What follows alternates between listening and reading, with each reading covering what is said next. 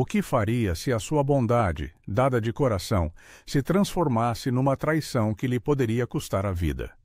Imagine, numa tarde abafada num mercado baiano, uma viúva gigante doa o seu último pão a um mendigo que a acusa de bruxaria para se salvar.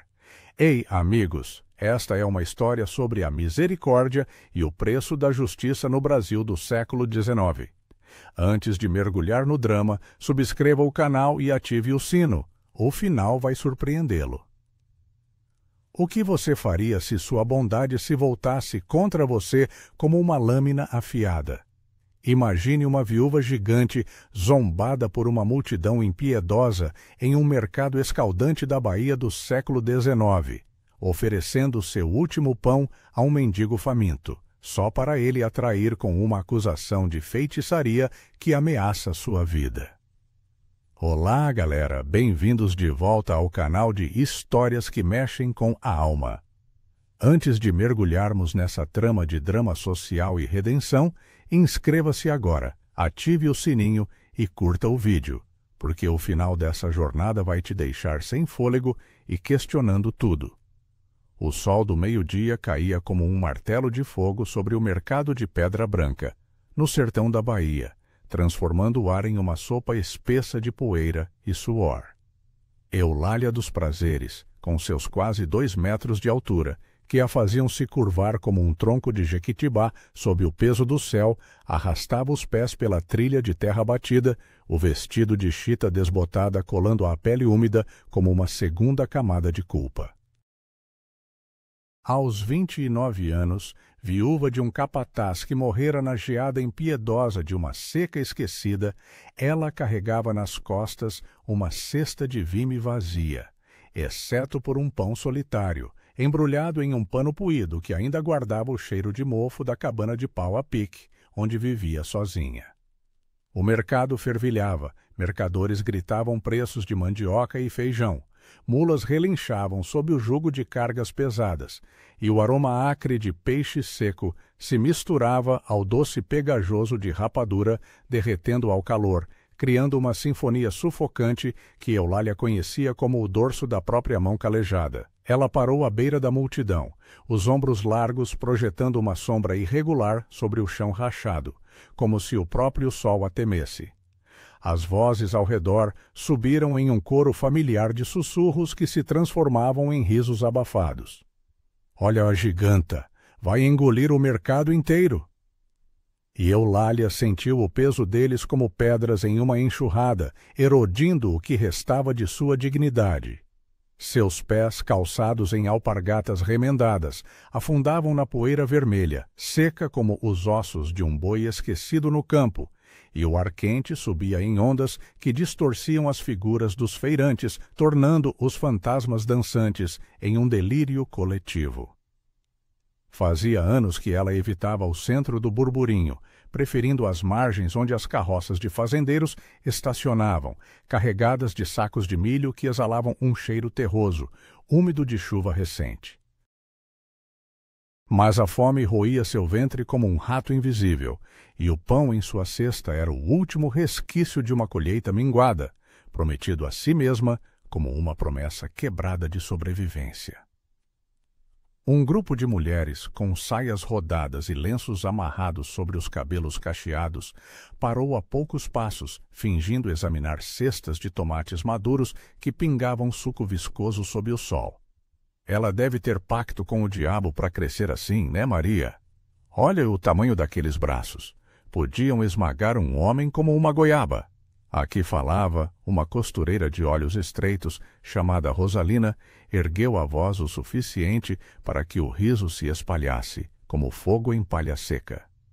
Eulália baixou a cabeça, os cachos pretos e grossos caindo como uma cortina sobre o rosto largo, marcado por sardas que o sol insistia em avivar. O toque áspero do pano contra seus dedos, ao ajustar a alça da cesta, era um lembrete tátil da solidão.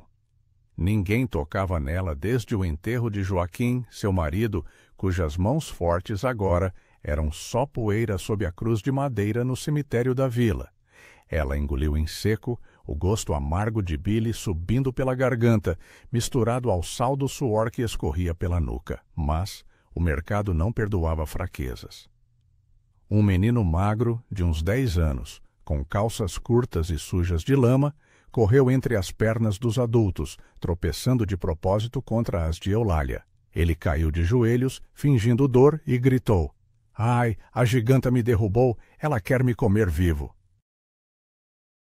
A multidão explodiu em gargalhadas, um rugido gutural que ecoava como trovão seco, e mãos apontavam, dedos ossudos como galhos secos traçando feitiços no ar. Eulália estendeu a mão para ajudá-lo a se levantar, mas o garoto se encolheu, os olhos arregalados de pavor encenado, e correu de volta para o colo da mãe, que o abraçou com um sorriso cúmplice. O cheiro de cebola frita de uma barraca próxima invadiu suas narinas, azedo e reconfortante, um contraste cruel com o vazio em seu peito. Ela recuou um passo, o calço de madeira sob sua alpargata rangendo contra uma pedra solta, e sentiu o primeiro formigamento de vergonha subir pelas pernas como formigas em debandada. Enquanto isso, nos confins sombrios da feira, onde as sombras das árvores de mangueira se estendiam como dedos acusadores, um homem rastejava entre as carroças abandonadas. Seu nome era Zé Pedrinho, um mendigo de 40 e poucos anos, com a pele curtida como couro velho pelo sol do sertão, e olhos fundos que carregavam o desespero de 1000 noites sem teto. Ele se arrastava sobre as mãos e joelhos, as unhas pretas de terra cravando-se no solo seco, ignorando as picadas de espinhos que rasgavam suas palmas calejadas. O ar ali era mais úmido, carregado pelo cheiro de esterco de mulas e o fedor azedo de urina velha, mas pelo menos oferecia um refúgio das risadas que ecoavam do centro. Zé Pedrinho havia chegado a Pedra Branca 3 dias antes, fugindo de uma dívida com um coronel de fazenda vizinha, cujos capatazes o haviam chicoteado por roubar uma galinha. Seu estômago ronitava como um cão raivoso, e o último pedaço de mandioca que mendigara estava longe, vomitado na estrada poeirenta sob a lua minguante. Ele ergueu a cabeça, o chapéu de palha esfarrapado caindo sobre os olhos, e avistou a figura imponente de Eulália à distância, uma torre solitária em meio ao caos colorido das barracas. A viúva gigante, murmuravam os boatos que ele ouvira nas tavernas de beira de estrada, uma mulher amaldiçoada, dizem, que invocava chuvas com cantos proibidos ou secava poços com um olhar. Zé Pedrinho limpou a boca com as costas da mão, sentindo o gosto metálico de sangue de uma gengiva sangrenta, e ponderou se a lenda poderia ser um caminho para a salvação. A multidão ria dela, mas talvez, só talvez, sua fama pudesse desviar os olhares de sua própria miséria. Ele se pôs de pé devagar, as juntas estalando como gravetos secos, e começou a se aproximar, o coração batendo em um ritmo irregular, misturado ao som distante de um violão que alguém dedilhava em uma roda de capoeiristas. Eulália, alheia ao observador oculto, continuou seu caminho lento, desviando de pilhas de laranjas que rolavam pelo chão, esmagadas sob botas enlameadas, liberando um suco pegajoso que grudava a sola de seus sapatos. O calor pressionava seu crânio como uma coroa de espinhos, e gotas de suor traçavam caminhos salgados por suas têmporas, pingando no decote do vestido que outrora fora azul, agora desbotado para um cinza espectral. Ela parou diante de uma barraca de tecidos, onde rolos de algodão cru exalavam um cheiro fresco, quase esperançoso, de campos recém-colhidos. A mercadora, uma mulata de tranças apertadas chamada Dorotia, ergueu os olhos e congelou, o sorriso congelando em uma máscara de desconfiança. O que vai ser, dona Eulália? Algo para esse corpo de amazona. As palavras saíram doces como mel, mas carregadas de veneno, e a mulher recuou um passo, como se o mero ar ao redor da viúva pudesse contaminar suas mercadorias. Nada, só passando, murmurou Eulália, a voz rouca como cascalho sob rodas de carroça, e virou-se, sentindo o rubor de humilhação queimar suas bochechas. O pão em sua cesta parecia mais pesado agora, um fardo de farinha e lealdade a um Deus que raramente respondia às suas rezas noturnas à luz de uma lamparina tremulante. Ela rezava por justiça, por um milagre que dissolvesse as sombras de sua altura como névoa ao amanhecer, mas o que recebia eram ecos de vingança sussurrada nas noites úmidas de sua cabana. Um vento seco soprou de repente, carregando partículas de poeira que se grudaram em sua pele oleosa, e Eulália tossiu, o som abafado perdido no clamor geral. Foi então que notou o mendigo se aproximando, cambaleando como uma folha seca no vendaval, os braços estendidos em súplica muda. Zé Pedrinho tropeçou intencionalmente a seus pés, caindo de joelhos com um gemido que ecoou como um lamento de alma penada. Piedade, Senhora, pelo amor de Nossa Senhora, um pedaço de pão para o homem que não come há dias. Seus olhos, injetados de veias vermelhas, fixaram-se nos dela, e por um instante Eulália viu neles o reflexo de seu próprio desespero, um abismo sem fundo, úmido de lágrimas não choradas. O chão sob eles vibrava com o passo de uma mula carregada, e o cheiro de couro suado invadiu o espaço entre eles, misturando-se ao odor rançoso do corpo do homem. Ela hesitou, os dedos apertando a alça da cesta até os nós dos dedos embranquecerem, sentindo o tecido áspero morder a palma. A multidão ao redor começou a notar, cabeças virando como flores para o sol, e os sussurros recomeçaram. Olha, a giganta vai dar esmola, ou vai amaldiçoá-lo. Eulália engoliu o nó na garganta, o gosto de farinha seca persistindo como uma memória teimosa. Seu marido, Joaquim, sempre dissera que a caridade era uma semente plantada no solo árido do coração, mesmo que colhesse espinhos. Ela desembrulhou o pano devagar, o ar quente tocando a crosta dourada do pão, que exalava um aroma morno de forno distante, evocando as manhãs em que assava para a família que nunca tivera. Tome, disse ela, estendendo o pão inteiro, sua voz, um sussurro rouco que mal cortava o burburinho. Zé Pedrinho pegou-o com mãos trêmulas, os dedos ossudos roçando os dela por um segundo fugaz. Um toque elétrico, como faísca em palha seca. Ele mordeu avidamente, migalhas caindo em sua barba rala, e o som de mastigação ecoou em seus ouvidos como um julgamento. Mas, enquanto ele engolia, algo sombrio cruzou seus olhos, um cálculo frio que Eulália não viu, ofuscada pelo alívio momentâneo de ter feito o bem. A multidão se aproximou, um círculo de rostos curiosos e hostis, o ar carregado agora com o cheiro metálico de excitação coletiva. Ele vai morrer envenenado, gritou alguém do fundo, e o riso se transformou em murmúrios ameaçadores. Zé Pedrinho limpou a boca, sentindo o peso do pão no estômago vazio como uma âncora, e ergueu o olhar para a viúva, ponderando o preço da salvação. O sol batia em suas nucas, um calor opressivo que fazia o suor escorrer em riachos, e o vento parou, deixando o mercado em uma calmaria tensa, como o silêncio antes de uma tempestade no sertão. Eulália recuou, o coração martelando contra as costelas como um tambor de candomblé proibido, mas o mendigo se pôs de pé devagar, o pão meio comido ainda na mão. Obrigado, senhora. Mas esse pão, ele queima como fogo do inferno. As palavras saíram em um grito rouco e o círculo se fechou, mãos se erguendo em sinais da cruz. Ela sentiu o primeiro arrepio de frio em meio à fornalha do dia. Um presságio que se enroscava em sua espinha como uma cobra sertaneja. O que viria a seguir não era gratidão, mas uma traição que ecoaria como um trovão seco, rasgando o tecido frágil de sua existência. Enquanto a poeira assentava devagar ao redor de seus pés, Eulália percebeu que o toque fugaz das mãos do mendigo havia deixado uma marca invisível, um segredo que queimava mais que o sol, prometendo uma vingança que ela nem imaginava merecer. Mas no fundo de seu peito, uma faísca de dúvida se acendia.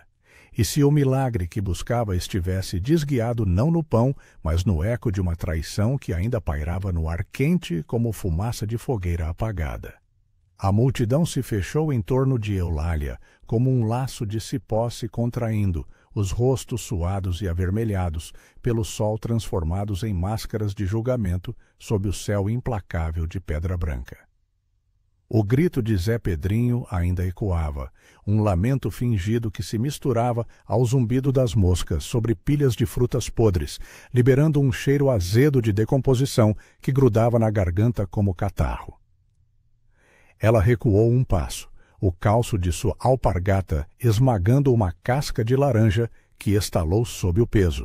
Suco pegajoso espirrando em suas canelas nuas, fresco e frio contra a pele escaldada. Não é verdade, eu só quis ajudar. Sua voz saiu rouca, cortando o ar como uma faca cega, mas os murmúrios se ergueram mais altos, um coro de acusações que pulsava como veias inchadas. Mãos se estendiam, não para tocá-la, mas para traçar sinais da cruz no ar úmido, e o cheiro de suor coletivo, salgado e rançoso, invadiu suas narinas, sufocando o aroma morno do pão que agora jazia mastigado na terra. Zé Pedrinho, ainda de pé com o pedaço de pão na mão trêmula, sentiu o estômago revirar não pelo veneno imaginário, mas pelo peso da mentira que inventara no instante. Seus olhos, fundos como poços secos no sertão, desviaram para o chão, onde migalhas se misturavam à poeira vermelha, e ele limpou a boca com o dorso da mão, sentindo o gosto residual de farinha misturado ao bile amargo da culpa fugaz. Eu sinto o diabo dentro de mim agora. Ela me envenenou com esse pão amaldiçoado. Gritou ele, a voz falhando em um tom que misturava desespero genuíno e cálculo frio, e a multidão respondeu com um rugido, pés batendo no solo seco em um ritmo tribal que fazia o chão vibrar sob os pés de Eulália. Ele havia visto nos olhos dela uma bondade que o lembrava de sua mãe, morta na geada de uma noite sem misericórdia, mas a fome e o medo o traíam, transformando gratidão em arma. O sol batia em sua nuca, um calor que queimava como ferro em brasa, e ele deu um passo atrás, deixando que a maré humana o engolisse como proteção. Rosalina, a costureira de olhos estreitos, foi a primeira a avançar, seu lenço de algodão úmido colando ao pescoço marcado por veias salientes. Eu sempre soube. Essa giganta reza para os orixás escondida na cabana dela, invocando secas para os poços dos outros. Cuspiu ela, a saliva voando em gotas finas que brilhavam ao sol antes de evaporarem na poeira. Seus dedos, ágeis de anos remendando chitas desbotadas, apontavam como agulhas acusadoras, e o ar ao redor dela carregava o cheiro leve de alface fresca de sua cesta, um contraste irônico com a podridão das palavras. A multidão se agitou, corpos se chocando uns contra os outros em um emaranhado de saias e calças remendadas, o som de tecidos roçando como sussurros conspiratórios. Eulália ergueu as mãos, palmas largas e calejadas, viradas para cima em súplica, sentindo o ar quente lamber sua pele como uma língua áspera, mas ninguém via a mulher por trás da lenda, só a sombra alongada que projetava sobre o chão, distorcida como um demônio em lamparina tremulante. Eu sou só uma viúva como vocês. Joaquim morreu na fazenda do coronel Ramiro, trabalhando até o osso para nada. Defendeu-se Eulália, a voz ganhando força apesar do tremor nas pernas, que pareciam raízes fincadas na terra seca. O nome de seu marido pairou no ar como uma promessa quebrada, evocando o cheiro de terra úmida das lavouras que ele arava ao amanhecer, misturado ao suor que escorria de sua testa larga. Mas as palavras dela se perderam no caos. Um homem robusto, capataz de uma carroça de milho, empurrou-a no ombro com o punho fechado, o impacto reverberando como um tambor surdo em seu peito amplo. A dor foi aguda, um fogo que se espalhou pela articulação, e ela cambaleou, a cesta de vime caindo com um estalo seco, rolando pela poeira, até bater em uma pilha de sacos que exalavam um aroma terroso de grãos mofados. O toque do chão em suas palmas, áspero e quente, ancorou-a por um instante, mas o medo subiu como bile, azedo e inescapável. Zé Pedrinho observava de trás de um grupo de feirantes, o coração batendo em um compasso irregular que ecoava o relincho distante de uma mula assustada. Ele mastigou o último pedaço do pão escondido na manga da camisa esfarrapada, sentindo a massa se dissolver em sua boca seca, um alívio efêmero contra a fome que roía suas entranhas como cupins em madeira velha.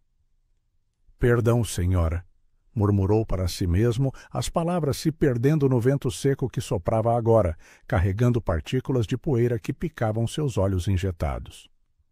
Mas o perdão era um luxo que ele não podia pagar. Os capatazes do coronel o caçavam como cães, e uma acusação contra a viúva gigante desviaria os olhares, talvez até lhe rendesse uma moeda de prata por revelar o segredo. Ele se encolheu, o tecido úmido da camisa colando as costelas salientes, e viu como a multidão se dividia em facções. Alguns gritavam por justiça, outros por vingança, o ar vibrando com o som de vozes sobrepostas como um cântico profano. Eulália se ergueu devagar, os músculos das coxas protestando com um ardor que lembrava as chicotadas que vira Joaquim receber na fazenda, marcas vermelhas que ele escondia sob camisas de linho cru. "Deixem-me ir, eu rezo para o mesmo Deus que vocês, na lamparina da minha cabana, pedindo chuva para o sertão seco", implorou ela, os olhos castanhos, salpicados de ouro pelo sol, varrendo os rostos familiares. Doroteia, a mercadora, agora com os braços cruzados sobre o peito farto, o cheiro de algodão fresco substituído pelo azedo do medo. Uma mulher mais velha, com rugas profundas como sulcos de enxada, cuspiu aos pés dela, o escarro úmido e marrom acertando sua alpargata, frio contra a pele quente.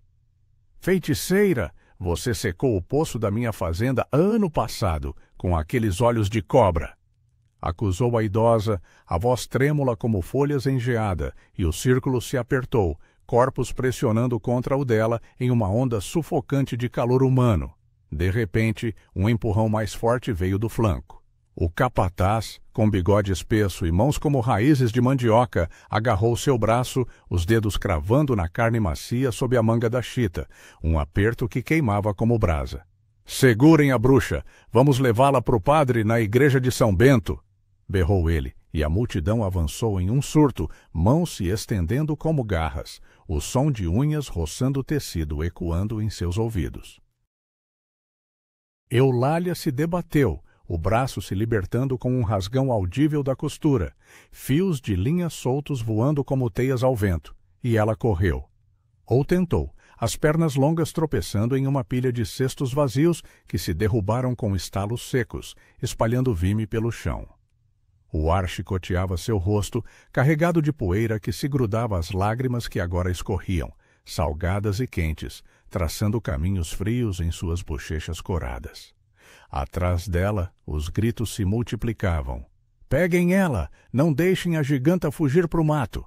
Ela zigue-zagueou entre as barracas, o ombro roçando em um poste de madeira que rangeu sob o impacto, lascas ásperas arranhando sua pele exposta, deixando trilhas vermelhas que ardiam como ferro quente. O cheiro de rapadura derretida invadiu suas narinas de uma barraca tombada, doce e pegajoso, misturando-se ao suor que pingava de sua testa em gotas grossas. Zé Pedrinho, paralisado no meio da confusão, viu-a desaparecer na margem do mercado, uma silhueta imensa contra as mangueiras que ladeavam a estrada poeirenta, e algo se quebrou em seu peito. Um remorso que subia como regurgitação, azedo e inescapável. Ele deu um passo à frente, mas uma mão o puxou de volta. O toque rude de um feirante, o ancorando à multidão que agora se dispersava em busca. Lanternas improvisadas de óleo de dendê, sendo acesas mesmo ao meio-dia. Chamas tremulando como almas penadas. Eulália irrompeu na trilha que levava à sua cabana de pau a pique, os pés chutando pedras soltas que rolavam com cliques secos, ecoando como tiros distantes no sertão silencioso. O sol filtrava através das folhas largas das bananeiras ao lado do caminho, projetando manchas verdes e dançantes em sua visão embaçada, e o ar ali era mais úmido, carregado pelo cheiro de terra molhada de uma chuva esquecida, um alívio contra a fornalha do mercado. Mas os sons a perseguiam. Vozes distantes, o trote de mulas sendo seladas às pressas, o estalo de chicotes que prometia caçada. Ela parou, ofegante, as costelas se expandindo como foles de forja, e encostou-se a um tronco rugoso, a casca áspera mordendo suas costas através do vestido rasgado, um lembrete tátil da fragilidade que sua altura traía. Enquanto recuperava o fôlego, um pano puído caiu de sua manga, o mesmo que embrulhara o pão, agora manchado de poeira e suco de laranja, carregando ainda o cheiro fraco de mofo da cabana. Ela o pegou, os dedos tremendo ao toque macio e familiar, e por um instante viu nele o rosto de Zé Pedrinho. Não o traidor, mas o homem faminto que tocara sua mão. Por quê?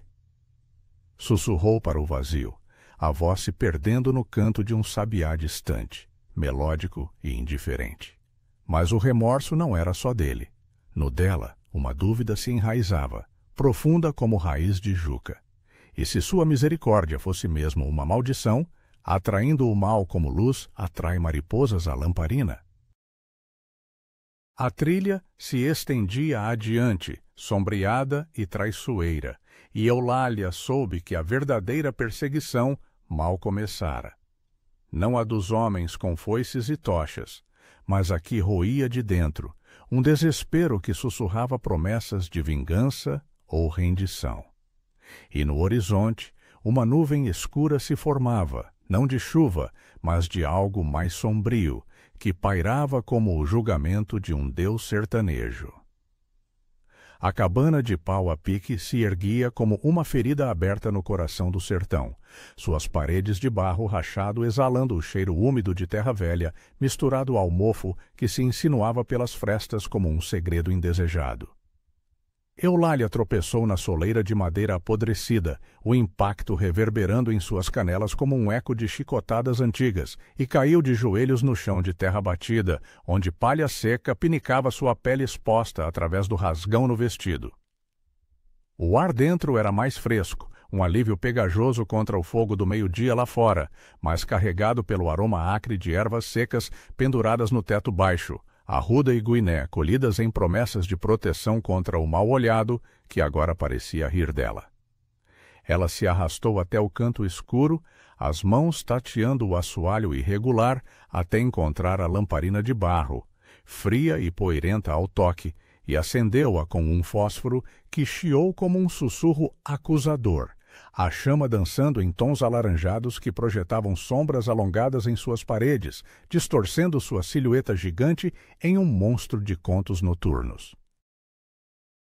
Lá fora, o som de vozes distantes se aproximava como um enxame de abelhas enfurecidas, o trote de mulas ecoando na trilha poeirenta e o estalo de varas contra couro animal cortando o ar seco.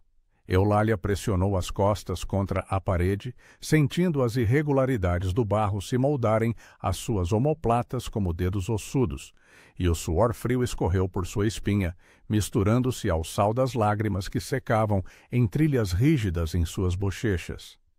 Deus, por quê? Eu só quis ser boa, murmurou ela para a chama trêmula, a voz rouca se perdendo no crepitar da palha sob o fogo, um som frágil que mal competia com o rugido em sua mente. O pano puído, ainda apertado em sua mão, exalava agora o cheiro residual de laranja esmagada e farinha, um lembrete tátil da traição que se desenrolara no mercado como uma dança macabra. Ela o amassou contra o peito, o tecido macio contrastando com o latejar surdo no braço onde o capataz a agarrara, uma marca roxa que pulsava como um coração culpado. Enquanto isso, Zé Pedrinho se esgueirava pela margem do mercado, o corpo curvado como um galho seco sob o peso do remorso que o dobrava mais que a fome. Seus pés descalços pisavam em pedras quentes que queimavam as solas calejadas, um ardor superficial comparado ao fogo que roía seu ventre, não de pão digerido, mas de uma mentira que azedava como vinho virado. O ar ao redor dele vibrava com os preparativos da caçada, feirantes amarrando foices em varas de madeira que rangiam ao serem testadas, o cheiro metálico de ferro misturando-se ao doce pegajoso de rapadura mastigada às pressas. A giganta fugiu para o mato. Vamos queimar a cabana dela antes que invoque a seca de novo! Gritava Rosalina, sua voz aguda cortando o burburinho como uma navalha. E Zé Pedrinho sentiu um arrepio percorrer sua nuca suada, o vento seco soprando poeira que se grudava em seus lábios rachados, carregando o gosto amargo de terra e arrependimento. Ele parou atrás de uma carroça tombada, o cheiro de milho mofado subindo dos sacos rasgados como um fedor de podridão moral, e espiou a multidão se organizando sob o comando do capataz, um homem chamado Valdemar, cujos olhos negros brilhavam com o fervor de um justiceiro autoproclamado. Eu vi com meus próprios olhos. O pão dela me queimou por dentro, como o fogo do capeta. Repetia Zé Pedrinho para si mesmo, as palavras se enrolando em sua língua como cipós espinhosos, mas agora soavam ocas, ecoando o vazio de uma alma que trocara pão por prata ilusória. Uma moeda tilintara em sua palma horas antes, oferecida por um mercador ávido por fofocas, fria e pesada como uma sentença. Mas ele a jogara na poeira, sentindo o metal rolar com um clique surdo que ninguém notara. O sol se inclinava ligeiramente, alongando sombras que rastejavam como serpentes pelo chão, e Zé Pedrinho ponderou seguir a turba ou desertar para o sertão infinito, onde o desespero era só seu, sem o peso de uma viúva traída. Na cabana, Eulália se ergueu devagar, as juntas protestando com estalos secos como gravetos partidos, e foi até a prateleira improvisada de tábuas tortas, onde uma cruz de madeira entalhada por Joaquim repousava ao lado de um rosário de contas pretas, frias ao toque como contas de um passado gelado. Ela o pegou, os dedos longos entrelaçando as contas que roçavam sua palma com um sussurro suave, evocando noites em que rezavam juntos à luz da lamparina, o ar úmido carregado pelo cheiro de cera derretida e promessas de um futuro que a geada levara. Ele diria para perdoar. Mas como, quando o perdão dói como sal em ferida aberta? Sussurrou ela, a voz falhando em um soluço abafado que ecoou nas paredes de barro. O som de cascos se aproximando agora era inconfundível. Um trovejar ritmado que fazia o chão tremer levemente, e ela soprou a lamparina, mergulhando o interior em uma penumbra sufocante, onde o cheiro de fumaça residual pairava como um véu de luto. De repente, um baque surdo contra a porta, madeira contra madeira, ecoando como um coração em pânico. Sai daí, feiticeira, a gente sabe que você tá aí, com seus segredos de orixá. Berrou Valdemar do lado de fora, sua voz grossa, filtrada pelo ar úmido que se infiltrava pelas frestas, carregando o odor salgado de suor e poeira da trilha. Eulália congelou, o rosário escorregando de seus dedos e caindo com um tilintar suave no assoalho, as contas rolando como lágrimas de pedra. Ela se encostou à parede oposta, sentindo o barro úmido se desfazer sob a pressão de seu peso. Migalhas frias caindo em sua nuca como chuva de julgamento. Outro baque, mais forte, rachou a porta em uma lasca que voou para dentro, arranhando o ar com um assobio agudo, e luz do sol irrompeu como uma lâmina, iluminando partículas de poeira que dançavam em feixes dourados. Zé Pedrinho, que seguira a turba a contragosto, parou na periferia do grupo, o coração martelando contra as costelas como um prisioneiro em cela escura. Ele viu a porta ceder, o rangido da madeira se partindo ecoando em seus ouvidos como um lamento pessoal, e o cheiro de barro fresco exposto subiu, misturando-se ao fedor de tochas sendo acesas com óleo de dendê, chamas crepitando em ansiosa expectativa. Eu não quis isso, murmurou ele para o vazio, as mãos tremendo ao apertar o chapéu esfarrapado contra o peito, sentindo o tecido úmido colar a pele marcada por cicatrizes antigas. Mas as palavras se perderam no clamor. Valdemar forçou a entrada com o ombro, o impacto reverberando como um trovão contido, e a silhueta imensa de Eulália se ergueu na penumbra, uma torre de sombras e desespero contra a invasão de luz. Eulália enfrentou o intruso, os olhos flamejando, com uma fúria que misturava medo e resignação, o ar entre eles carregado pelo cheiro acre de medo humano. Vocês vêm por justiça ou por medo do que não entendem? Desafiou ela, a voz ganhando uma força rouca que ecoou nas paredes rachadas, fazendo uma tocha próxima tremular como se envergonhada. Valdemar hesitou por um instante, o bigode úmido de suor brilhando à luz, mas avançou com um grunhido, a mão estendida como garra em busca de punição. O confronto se acendeu em um instante. Ela o empurrou com as palmas abertas, o impacto o jogando contra a prateleira que desabou em um estrondo de tábuas e ervas secas, o pó subindo em uma nuvem sufocante que picava os olhos e throats. Gritos irromperam lá fora, pés pisoteando a terra em debandada, e Zé Pedrinho, impulsionado por um impulso insano de redenção, correu para a porta, o coração aos saltos como um coelho no mato. Mas ao cruzar o limiar, o que ele encontrou não foi salvação, mas o caos de uma mulher acuada transformada em fúria viva, o rosário partido aos seus pés como uma promessa traída. E no instante em que seus olhares se cruzaram, um flash de reconhecimento. Não de ódio, mas de uma dor compartilhada que queimava mais que qualquer acusação. O que ele faria agora nesse vórtice de vingança e misericórdia ecoaria como um milagre ou uma maldição eterna no sertão impiedoso. O ar dentro da cabana se tornara uma névoa espessa de poeira e fumaça residual, picando os olhos de Zé Pedrinho como agulhas invisíveis enquanto ele cruzava o limiar partido, o pé direito pisando em uma lasca de madeira que estalou sob seu peso magro, ecoando como um osso se quebrando no silêncio tenso. Eulália se virou devagar, sua silhueta imensa bloqueando a luz invasora que entrava pela porta escancarada, projetando-a como uma guardiã sombria contra o barro rachado das paredes, onde sombras dançavam ao ritmo de tochas crepitantes lá fora. O cheiro de óleo de dendê queimado invadiu o espaço confinado, azedo e oleoso, misturando-se ao aroma úmido de ervas esmagadas no chão. A ruda pisoteada, que liberava um perfume amargo, como bile de terra envenenada.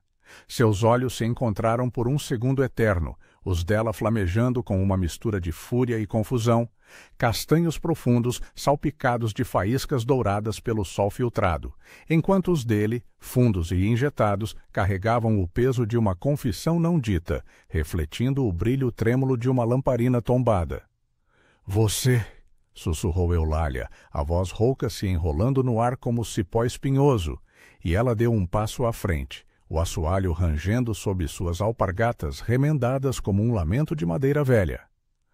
O rosário partido jazia a seus pés, contas pretas espalhadas como sementes de uma promessa rompida, e ela a chutou sem querer, o tilintar suave rolando pelo chão de terra batida, frio e irregular contra suas solas. Zé Pedrinho ergueu as mãos em súplica, palmas sujas de poeira viradas para cima, sentindo o ar úmido lamber sua pele marcada por cicatrizes antigas, um toque pegajoso que lembrava o suor de noites sem sono no sertão.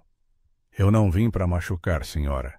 Vim para consertar o que quebrei, murmurou ele, as palavras saindo entrecortadas, como o fôlego de um homem afogado em remorso, e o som de sua voz falhou, ecoando nas frestas da cabana, onde o vento seco sussurrava segredos de geada passada.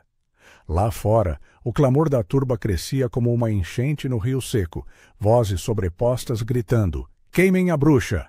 Em um coro gutural que fazia o chão vibrar levemente, partículas de barro caindo do teto como chuva fina e poeirenta sobre os ombros largos de Eulália. Valdemar, ainda atordoado no canto oposto, se ergueu com um grunhido, o bigode úmido de suor e sangue de um corte na testa, e apontou um dedo ossudo para Zé Pedrinho.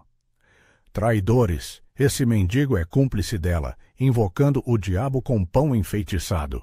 Berrou ele, a voz grossa cortando o ar carregado de fumaça, e avançou cambaleando, o cheiro metálico de sangue fresco misturando-se ao fedor acre de seu corpo suado após o empurrão. Eulália se colocou entre eles, os braços estendidos como barreiras de Jequitibá, sentindo-o latejar no ombro onde a prateleira desabara, uma dor surda que pulsava como um coração ferido, mas o medo agora se misturava a uma faísca de esperança, frágil como palha ao vento, mas real no olhar suplicante do traidor. Zé Pedrinho recuou um passo, as costas batendo na soleira irregular, lascas de madeira, cravando-se em sua camisa esfarrapada como espinhos de juca, um ardor superficial que mal competia com o fogo da culpa em seu peito. Eu menti para salvar minha pele, mas o pão era bom, puro como a reza da senhora. Foi o medo que me comeu vivo, como a geada come as lavouras, confessou ele baixando a cabeça, os cachos grisalhos caindo sobre a testa enrugada, e o ar entre eles se encheu de um silêncio pesado, quebrado apenas pelo crepitar distante de tochas que lambiam varas de madeira, liberando um cheiro resinoso de pinho seco. Eulália hesitou, os dedos se fechando em punhos frouxos ao lado do corpo, sentindo o tecido da chita rasgada roçar sua pele úmida, um toque áspero que ancorava sua raiva à realidade. E agora? Vai me entregar de novo para o coronel e sua justiça de chicote? Perguntou ela, a voz ganhando uma borda afiada como faca de cozinha, ecoando nas paredes de pau a pique que pareciam se inclinar para ouvir. Antes que ele pudesse responder, Valdemar atacou, o punho erguido como um martelo de fazenda, cortando o ar com um silvo que Eulália sentiu na nuca como vento de armada. Zé Pedrinho se moveu por instinto, o corpo magro se jogando para o lado, e o golpe acertou o batente da porta, madeira se estilhaçando em lascas que voaram como confetes sangrentos, uma acertando sua bochecha e traçando um risco quente que escorria salgado em sua barba rala. Parem! Ela não é bruxa, é mulher como minha mãe era, forte para o trabalho, fraca para o ódio dos outros. Gritou Zé Pedrinho, a voz se elevando em um tom desesperado que cortou o caos, e ele se interpôs, os ombros estreitos tremendo sob o peso do confronto, o suor escorrendo em riachos frios por suas costelas expostas. A turba, reunida na trilha estreita, hesitou, rostos suados iluminados pelo brilho alaranjado das tochas, o cheiro de resina queimada se misturando ao doce pegajoso de suor coletivo, criando uma nuvem sufocante que pairava como julgamento. Eulália aproveitou o instante, estendendo a mão para Zé Pedrinho, não em raiva, mas em um gesto hesitante de aliança forjada no fogo da traição, os dedos longos roçando os dele em um toque fugaz, elétrico como faísca em palha seca, evocando o momento do pão no mercado. Corra comigo, homem! O sertão engole mentiras, mas cospe verdades, murmurou ela, puxando-o para o lado da cabana, onde uma janela estreita de madeira podre dava para o mato denso, folhas de bananeira balançando ao vento como véus protetores. Eles se esgueiraram para fora, o corpo dela cobrindo o dele como uma sombra protetora, o ar úmido do interior dando lugar ao calor seco do exterior, onde o solo arenoso grudava em suas alpargatas como cola viva. Atrás deles, Valdemar urrou uma ordem, e a multidão avançou, pés pisoteando a terra em um trovejar ritmado, tochas erguidas como estrelas caídas, chamas crepitando em fúria. Eles correram pela trilha secundária, um caminho esquecido que serpenteava entre cactos espinhosos e arbustos de jurema, cujos galhos chicoteavam suas pernas como varas de castigo, deixando trilhas ardentes na pele exposta.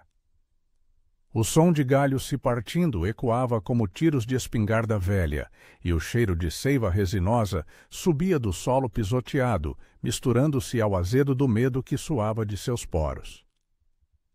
Zé Pedrinho tropeçou em uma raiz exposta, caindo de joelhos na terra úmida de uma poça recente, o impacto reverberando em suas juntas como geada nos ossos, e Eulália o ergueu com um puxão firme, o braço dela ao redor de sua cintura fina como um cinto de couro cru. Por que me ajuda agora, tio? O pão já foi comido, a mentira espalhada como semente no vento. ofegou ela entre respirações curtas, o peito amplo se expandindo como foles de forja, sentindo o calor do corpo dele contra o seu, frágil, mas vivo, um contraste com a solidão que a definira por anos. Porque o desespero me fez cego, senhora, mas seus olhos, eles veem o homem por trás do mendigo. E talvez, só talvez, haja justiça num milagre que eu mesmo plantei. Respondeu ele, a voz entrecortada pelo esforço, e eles mergulharam mais fundo no mato, o sol poente tingindo as folhas de vermelho como sangue fresco. Atrás, os gritos se aproximavam, um cão latindo em debandada, mas à frente, o sertão se abria em um véu de promessas incertas. Uma fazenda abandonada, talvez? Ou o rio seco que escondia cavernas de segredos. Eulália apertou o pano puído em seu bolso, agora úmido de suor, sentindo sua textura macia como um talismã contra o caos. E uma dúvida nova brotou em seu peito. E se a redenção não fosse dela, mas dele? Um traidor transformado em aliado pelo peso de uma verdade não dita. Enquanto as sombras se alongavam como dedos acusadores sobre a trilha, um grito ecoou mais perto. Não de raiva, mas de algo quebrado. Um lamento que prometia que a perseguição mal terminara e que o preço da misericórdia poderia ser pago em sangue ou lágrimas no coração impiedoso do sertão.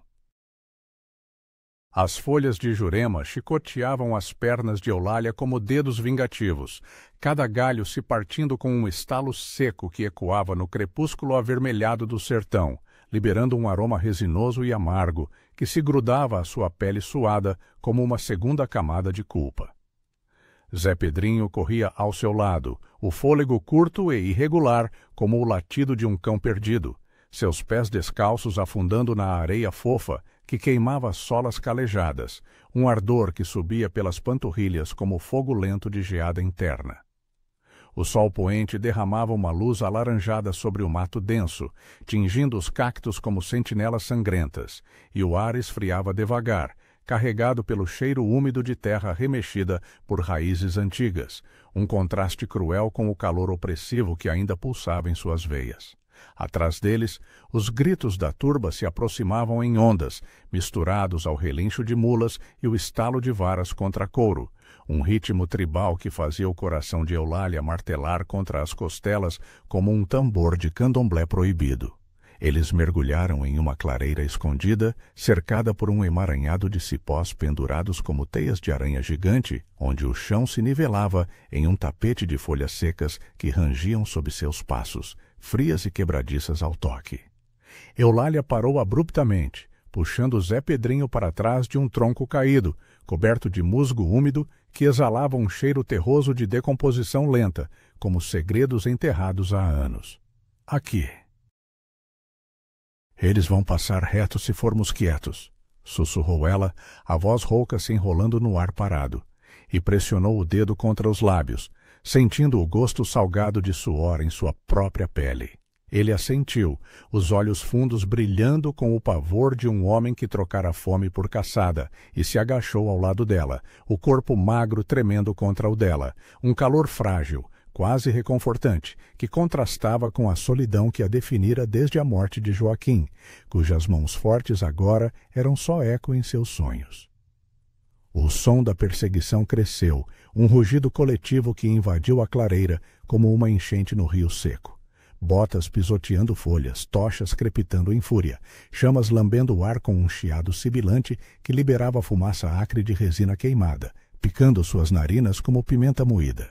Valdemar liderava, sua silhueta robusta se destacando contra o céu crepuscular, o bigode úmido de suor brilhando à luz dançante.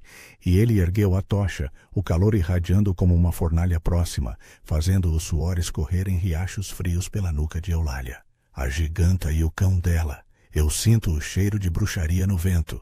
Berrou ele, a voz grossa ecoando nas árvores como um trovão contido, e a turba respondeu com um coro de assovios e pragas, o ar vibrando com o odor salgado de corpos em ebulição. Zé Pedrinho encolheu-se mais, as mãos apertando os joelhos ossudos, sentindo as unhas cravarem na carne através da calça esfarrapada, um toque doloroso que ancorava seu remorso à carne viva. Eulália observava pela fresta entre os cipós o coração latejando em um compasso irregular que ecoava o pulsar distante de um riacho escondido, e viu Rosalina na retaguarda, o lenço desamarrado deixando cachos soltos chicotearem seu rosto corado, os olhos estreitos varrendo o mato com o fervor de uma inquisidora. Ela secou meu poço, eu juro pela Virgem, vamos queimar tudo até achar o ninho dela. Gritou a costureira, cuspindo as palavras como agulhas envenenadas, e acenou com uma foice que reluziu ao sol moribundo, o metal frio refletindo a luz em faíscas que dançavam como almas penadas. O grupo se dividiu, alguns avançando pela trilha principal com passos pesados que faziam o solo tremer, outros se espalhando em leques irregulares, o farfalhar de folhas e o estalo de galhos se partindo, criando uma sinfonia de ameaça que sufocava o canto noturno dos grilos. Eulália sentiu um arrepio percorrer sua espinha, frio como geada em lavoura minguada, e apertou o pano puído em seu bolso, o tecido agora úmido e pegajoso contra os dedos, evocando o toque fugaz do mendigo no mercado, um plantio de dúvida que agora brotava em raízes profundas de confiança relutante. Por que eu confiaria em você, depois do que fez? Murmurou ela para Zé Pedrinho, virando o rosto para ele na penumbra da clareira, o hálito quente de sua respiração misturando-se ao cheiro azedo de seu medo. Ele baixou os olhos, as rugas em sua testa se aprofundando como sulcos de enxada em terra seca, e limpou a boca com as costas da mão, sentindo o gosto metálico de sangue de uma gengiva irritada. Porque o sertão não perdoa mentiras, senhora, mas devolve verdades em dobro. Minha mãe me ensinou a rezar por milagres, mesmo quando o diabo sussurrava no ouvido, e o seu pão foi o primeiro em anos que não veio com espinhos. As palavras saíram baixas, entrecortadas pelo som de um galho se quebrando próximo demais, e ele ergueu o olhar, encontrando o dela em um instante de vulnerabilidade crua. Os olhos castanhos dela refletindo o brilho fugaz de uma estrela precoce. O ar entre eles se encheu de um silêncio cúmplice, quebrado apenas pelo gotejar distante de orvalho em folhas fresco e insistente como lágrimas não choradas. De repente, um vulto surgiu na borda da clareira, um menino da turba, o mesmo que tropeçara nela no mercado, agora com uma vara na mão, os olhos arregalados de excitação infantil, misturada a terror. Eu vi. A giganta tá aqui, com o mendigo traidor. Gritou ele, a voz aguda cortando o crepúsculo como uma navalha, e correu de volta, os pés leves chutando folhas que voaram em uma nuvem poeirenta. Eulália se ergueu num salto, os músculos das coxas protestando com um ardor que subia como fogo em palha seca, e puxou Zé Pedrinho pelo braço, o toque firme em sua pele fina, deixando uma marca vermelha que pulsava como um juramento. Corra! Pro rio seco, as cavernas vão nos engolir como segredos, ordenou ela, e eles dispararam novamente, o mato se fechando atrás como uma cortina de vingança. A perseguição se reacendeu em fúria renovada, tochas serpenteando pelo sertão como veias de lava, o cheiro de fumaça resinosa se espalhando como um manto sufocante. Zé Pedrinho tropeçou em uma raiz exposta, caindo de face na terra úmida que exalava um aroma de podridão vegetal, grãos de areia grudando em sua barba como confetes de humilhação. Mas Eulália o içou de volta, o braço ao redor de sua cintura como uma âncora em mar revolto. Segure firme, homem. A justiça que buscamos não vem de foices, mas de corações que se emendam, ofegou ela, sentindo o peso dele contra seu flanco, um fardo que não era mais só dela. Eles alcançaram a beira do leito seco, pedras lisas pelo tempo roçando suas solas como dedos ossudos, e mergulharam em uma fenda estreita, o ar ali mais frio e úmido, carregado pelo eco distante de água subterrânea que sussurrava promessas de refúgio. Enquanto se encolhiam na escuridão da caverna, o rosário partido tilintando fracamente em seu bolso como um eco de fé rompida, Eulália sentiu uma faísca de redenção se acender. Não no perdão dado, mas no recebido, um milagre tecelado de traição e misericórdia. Mas lá fora, os gritos se aproximavam, tochas iluminando a entrada como olhos de demônios, e o verdadeiro teste da alma pairava como uma geada iminente, pronta para congelar ou libertar. A escuridão da caverna os envolveu como um manto de veludo úmido, o ar frio e carregado pelo eco distante de gotas d'água caindo em poças invisíveis, um plic-ploc ritmado que ecoava como batidas de um coração subterrâneo, contrastando com o trovejar abafado da turba lá fora. Eulália se encostou à parede irregular de pedra, sentindo a aspereza fria roçar suas costas através do vestido rasgado, um toque que arrepiava a pele como dedos de geada em lavoura adormecida, e puxou Zé Pedrinho para mais fundo, o braço ao redor dele firme como raiz de juca fincada no solo seco. O cheiro de terra molhada subia das profundezas, misturado ao mofo antigo que impregnava as fendas, um aroma terroso que grudava na garganta como catarro de segredos enterrados, e ela soprou baixinho, o hálito quente, dissipando-se no breu como fumaça de lamparina apagada. Fique quieto. Eles vão pensar que o mato nos engoliu, murmurou ela, a voz um sussurro rouco que se perdeu no gotejar insistente, mas carregado de uma urgência que vibrava em seu peito amplo, latejando como ferida fresca.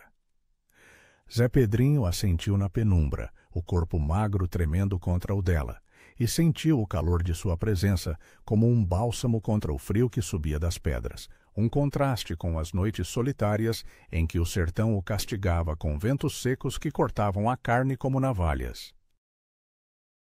Seus dedos tatearam o chão úmido, encontrando uma pedra lisa que rolou com um clique surdo, ecoando como um aviso, e ele congelou, os olhos se ajustando à escuridão onde silhuetas vagas se formavam, a curva larga dos ombros dela, os cachos pretos caindo como cipó sobre o rosto marcado por sardas. Eu nunca quis que isso chegasse tão longe, senhora. O pão. Ele me salvou, mas eu o usei como faca. Confessou ele, as palavras saindo entrecortadas, como o fôlego de um homem escalando o abismo, e limpou o suor frio da testa com a manga esfarrapada, sentindo o tecido úmido colar a pele enrugada, impregnado agora pelo cheiro salgado de medo compartilhado. Lá fora, as tochas iluminavam a entrada da fenda como olhos de demônios famintos. Chamas crepitando em fúria contra o vento noturno que soprava poeira fina para dentro, partículas que dançavam em feixes alaranjados antes de se assentarem no chão como cinzas de julgamento. Valdemar se agachou na borda, o bigode úmido de orvalho brilhando à luz tremulante, e ergueu a tocha, o calor irradiando como brasa próxima, fazendo o ar ondular em ondas distorcidas. Eles estão aí dentro, eu sinto o fedor de bruxaria misturado ao mofo.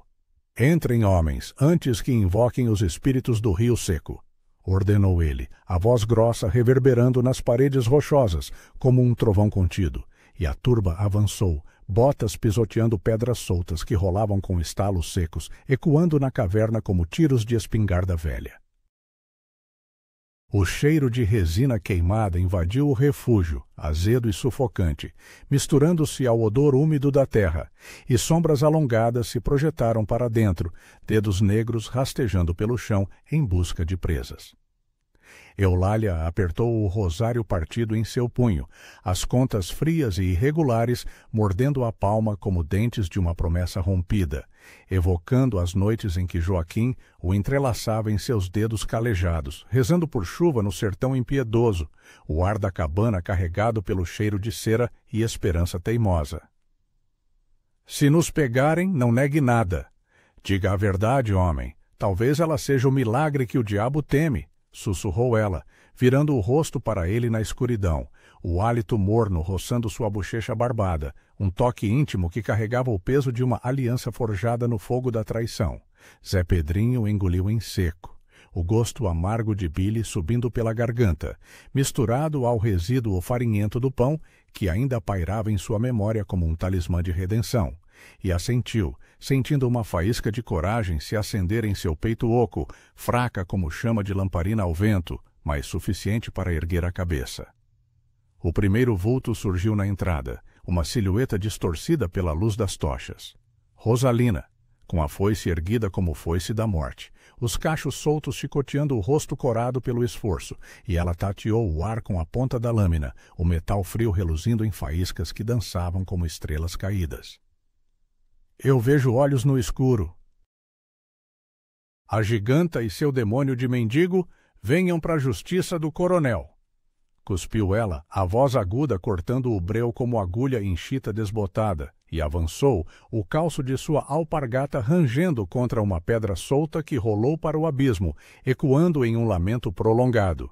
O ar se encheu de poeira levantada, fina e irritante, picando os olhos de Eulália como pimenta no vendaval, e ela se ergueu devagar, a silhueta imensa se desenhando contra a parede rochosa, uma torre de sombras e determinação que fez a costureira hesitar por um instante, o coração dela pulsando audível no silêncio tenso.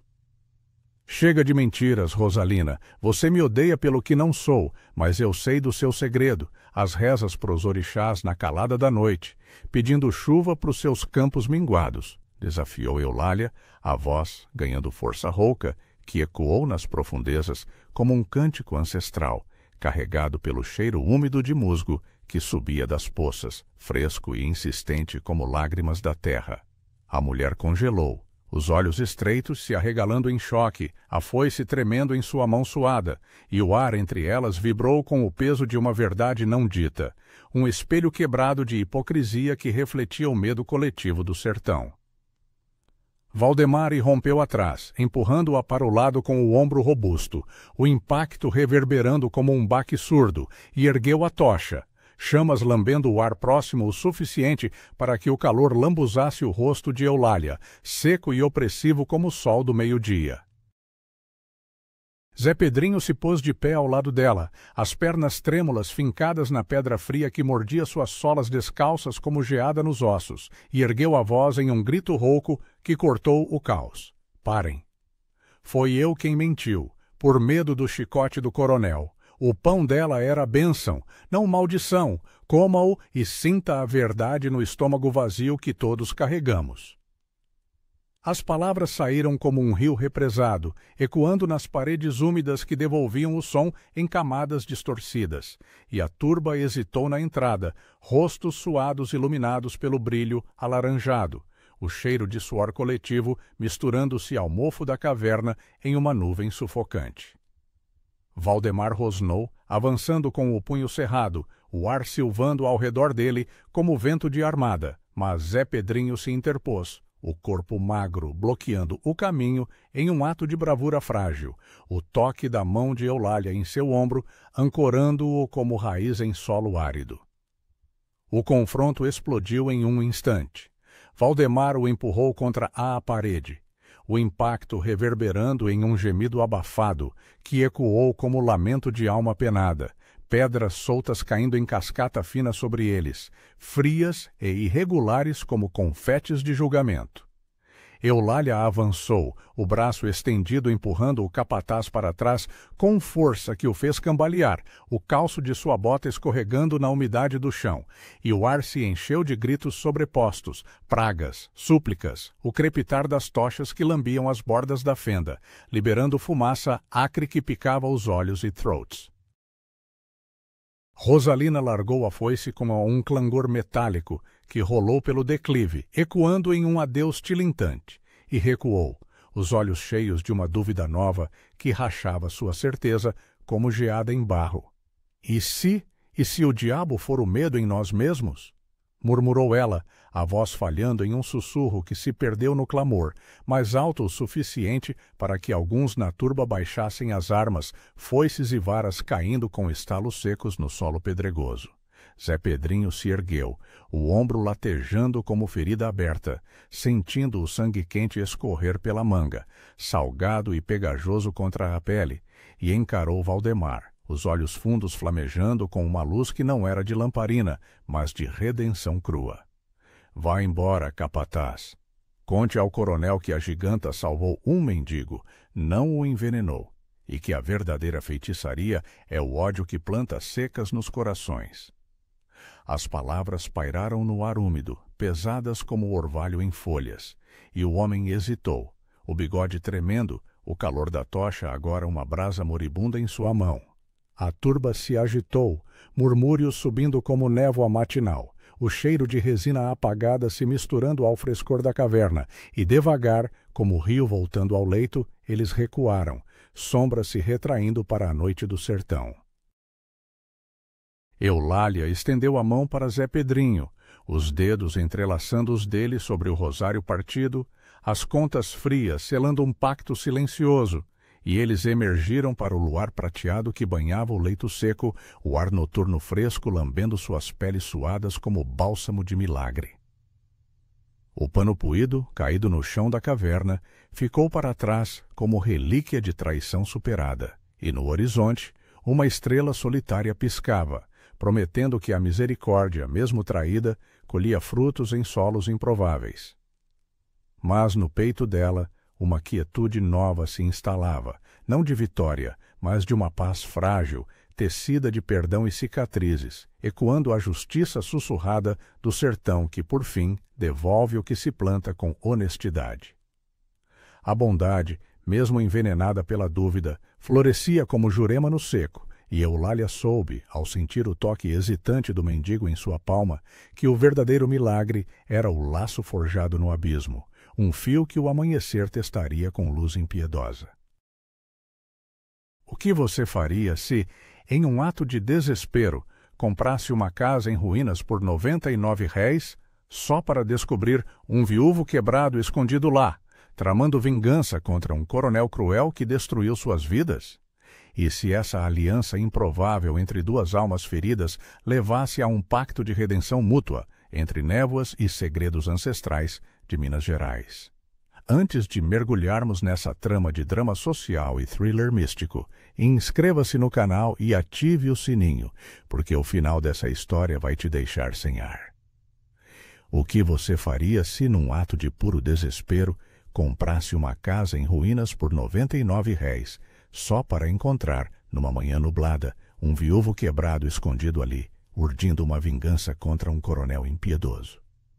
E se esse estranho, marcado pela dor, se tornasse o espelho da sua própria alma ferida, forçando-os a um pacto de redenção mútua em meio a segredos sombrios? Ambientada nas fazendas isoladas de Minas Gerais nos anos 1840, essa história de drama social, thriller místico e salvação compartilhada vai questionar: dá para confiar num homem consumido pela raiva?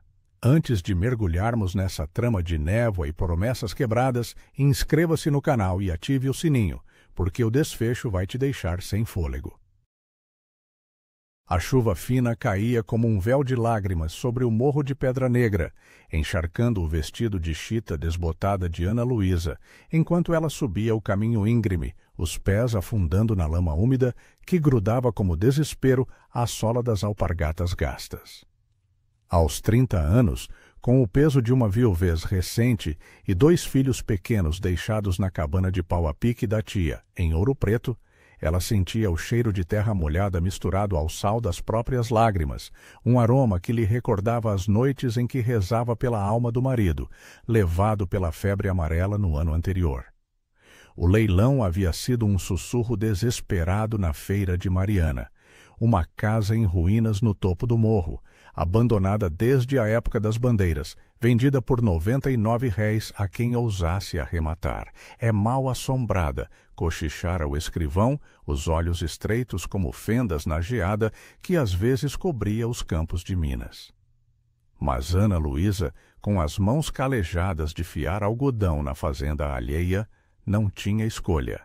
O aluguel atrasado ameaçava jogá-la no sertão seco, onde os capatazes, como o falecido marido, eram descartados como poeira ao vento.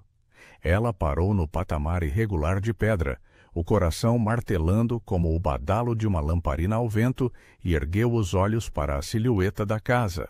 A Casa das Sombras, como os tropeiros a chamavam em lendas sussurradas nas estalagens de Congonhas, erguia-se como um esqueleto de taipa rachada, as paredes cobertas de trepadeiras úmidas que pareciam veias pulsantes na penumbra. O telhado de telhas tortas gotejava, um som ritmado que ecoava o pulsar de sua própria angústia, e o ar carregava o cheiro de mofo antigo, misturado ao odor terroso da geada recente que havia embranquecido os cafezais lá embaixo. Ana Luísa apertou o embrulho de pano contra o peito. Um rosário de contas de madeira, herança da mãe, e um punhado de milho seco para os filhos, sentindo o tecido áspero roçar a pele arrepiada pelo frio matinal.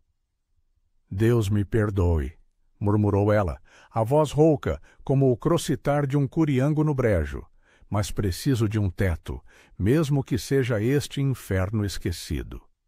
Empurrando a porta de madeira podre, que rangeu como um lamento de alma penada, ela entrou no vestíbulo escuro. A luz cinzenta do amanhecer filtrava-se pelas janelas quebradas, projetando sombras alongadas que dançavam como fantasmas sobre o piso de tijolos soltos. O ar era denso, úmido como o interior de uma gruta no sertão, e cada passo dela levantava nuvens de poeira fina que se grudava à garganta seca, forçando-a a tossir. Ana Luísa acendeu a lamparina que trouxera, o pavio chiando ao contato com o azeite ralo, e a chama trêmula revelou paredes marcadas por rachaduras como cicatrizes de chicoteadas antigas. Ali, no canto, uma mesa tosca de embuia apodrecida sustentava um vaso quebrado, de onde brotava uma flor murcha, um hibisco seco, pétalas enegrecidas como promessas traídas. Ela estendeu a mão, tocando as bordas frias do vaso, sentindo um arrepio subir pela espinha. Era como se o objeto sussurrasse segredos de donos há muito engolidos pela terra de Minas. Enquanto explorava a sala principal, os sentidos de Ana Luísa se aguçavam, o gotejar incessante do teto, como lágrimas de um céu choroso, o cheiro de madeira úmida misturado a algo mais acre, como enxofre de minas abandonadas, o frio que penetrava os ossos, fazendo-a encolher os ombros sob o xale puído. Ela imaginou os filhos ali, o pequeno Tomás correndo entre as ruínas, a caçula Maria agarrada às suas saias, e um nó de desespero apertou seu peito. Vou consertar isso, prometeu a si mesma, a voz ecoando vazia nas paredes. Vou transformar esta pocilga em lar, pela justiça de Nossa Senhora. Mas o desespero era um companheiro fiel, como o capataz que vigiava os escravos nas fazendas vizinhas. Ele sussurrava que ela era tola, uma viúva sem dote, comprando ruínas com o último soldo do marido. Sentando-se no degrau da escada carcomida, ela desatou o rosário, as contas frias rolando entre os dedos calejados, e começou a rezar baixinho, o mantra ritmado como o vento no capim alto do campo. De repente, um estalo seco veio do andar de cima, como o clique de um gatilho de espingarda, ou o osso de um pássaro quebrando sob a bota de um tropeiro. Ana Luísa congelou, o coração disparando, o rosário escorregando de suas mãos e rolando pelo piso empoeirado. O som se repetiu mais próximo, acompanhado de um arrastar lento, como pés arrastando correntes invisíveis. O ar pareceu engrossar, o cheiro de mofo agora misturado a algo metálico, como sangue antigo ou ferro enferrujado de uma enxada esquecida. Ela se ergueu devagar, os joelhos trêmulos, sentindo o suor frio escorrer pelas costas apesar do frio, e pegou um pedaço de madeira solta do chão, o peso áspero, reconfortante em sua palma. — Quem está aí? Chamou, a voz falhando como uma corda de viola desafinada, ecoando nas sombras. Silêncio. Apenas o gotejar, agora mais insistente, como um relógio marcando o fim de uma promessa. Subindo a escada rangente, cada degrau gemendo sob seu peso como um lamento reprimido, Ana Luísa sentia o pulso latejar nas têmporas, o gosto amargo de bile na boca. A lamparina balançava em sua mão livre, lançando tremores de luz que faziam as paredes parecerem vivas, veias pulsantes de segredos. No patamar, uma porta entreaberta exalava um sopro de ar mais frio, carregado de um odor de ervas secas e suor rançoso. O cheiro de um homem acuado, talvez, ou de um animal ferido no mato. Ela empurrou a porta com a madeira, o rangido cortando o silêncio como uma navalha, e entrou no quarto principal. Ali, no canto escuro, sob uma pilha de trapos e folhas secas, algo se moveu. Um vulto, curvado como um galho torcido pelo vento do sertão, ergueu a cabeça devagar. Olhos fundos, marcados por olheiras profundas como minas esgotadas, fixaram-se nela.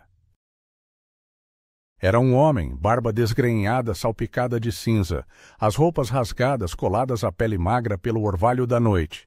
Ele segurava uma faca enferrujada, a lâmina tremendo em sua mão ossuda, e o ar ao redor dele parecia carregado de uma eletricidade sombria, como antes de uma geada repentina. Ana Luísa recuou algum passo, a madeira caindo de sua mão com um baque surdo, o coração galopando como um cavalo selvagem no brejo. O homem não atacou. Em vez disso, baixou a faca, os ombros curvando-se ainda mais, como se o peso de 1000 promessas não cumpridas o esmagasse.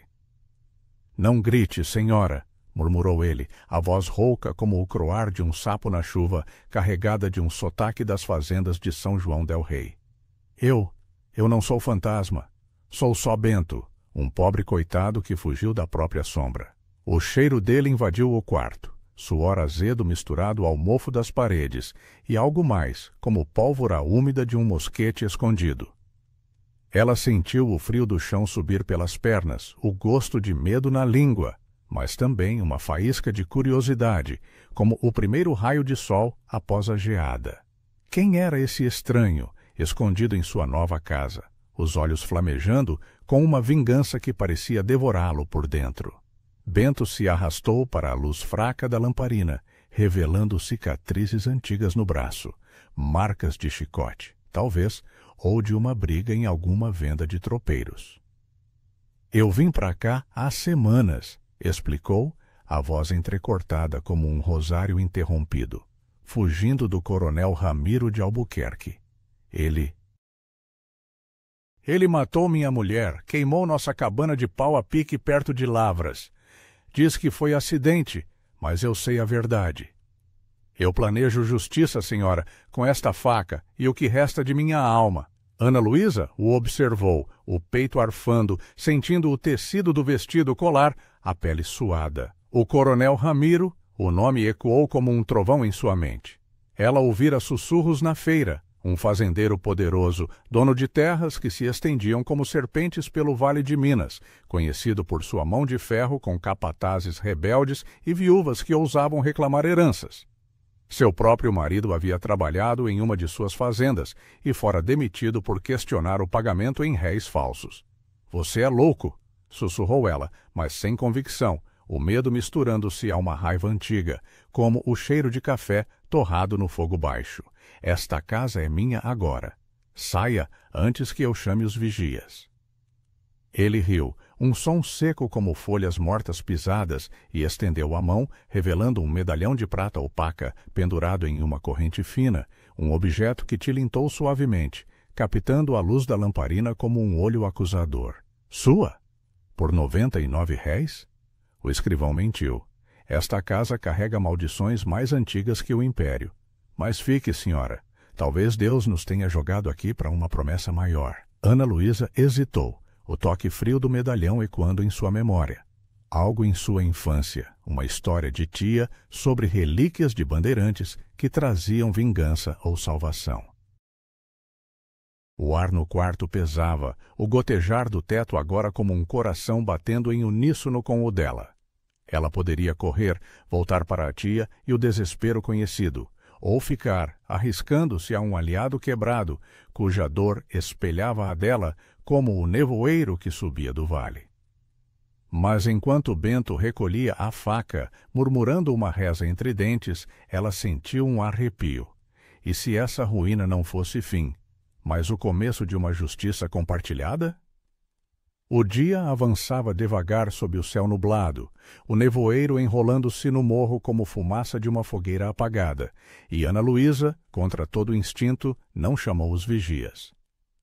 Em vez disso, desceu à cozinha improvisada, um canto com fogão de barro rachado, e acendeu uma fogueira com gravetos úmidos que chiavam e estalavam, liberando um cheiro de resina queimada que lutava contra o mofo persistente. Seus dedos tremiam ao partir o pão duro que trouxera, o crocante sob os dentes misturado ao sal das lágrimas não derramadas, e ela serviu uma porção para Bento, que comeu como um faminto, os olhos baixos, evitando os dela. "Como se chama, senhora?" perguntou ele por fim, limpando a boca com as costas da mão suja, o som áspero do tecido rasgado roçando a barba.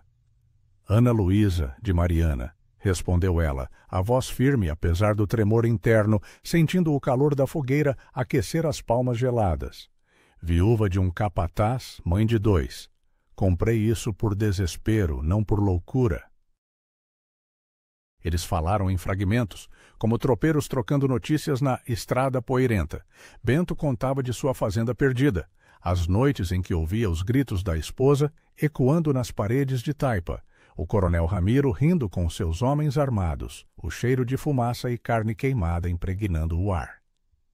Ana Luísa ouvia, o estômago revirando com o peso da história, sentindo o vapor quente do mingau de milho subir ao rosto, misturando-se ao suor frio da incerteza.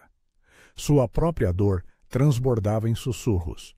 O marido, demitido por Ramiro, por recusar chicotear um escravo idoso, caindo na febre por trabalhar no sertão seco sem pagamento justo.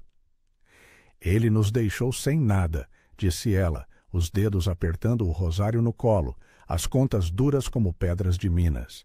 "Eu vim para cá para recomeçar, não para me meter em vingança." Bento assentiu, os olhos distantes como o horizonte após a geada, e tocou o medalhão novamente, o metal frio reluzindo à luz da fogueira. "Este aqui era dela", murmurou, "um voto a São Bento, prometido em uma romaria. Dizem que traz milagres, ou maldições, se usado para mal." Enquanto o sol lutava para romper as nuvens, tingindo o quarto de um cinza perolado, Ana Luísa sentiu o peso da casa se instalando em seus ossos. Não só ruínas, mas testemunha de vidas partidas, como as minas esgotadas que pontilhavam o vale. Ela se levantou para varrer a poeira acumulada, o cabo da vassoura áspero nas mãos, o som ritmado varrendo o silêncio opressivo. Bento a ajudou, seus movimentos lentos, quebrados, como um homem carregando correntes invisíveis.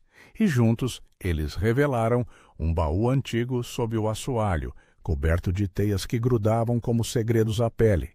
Dentro, papéis amarelados, mapas de antigas prospecções de ouro e um diário escrito em tinta desbotada, as páginas cheirando a tempo e umidade. "Olhe isso", disse Bento, desdobrando um folho com mãos trêmulas, o papel crepitando como folhas secas.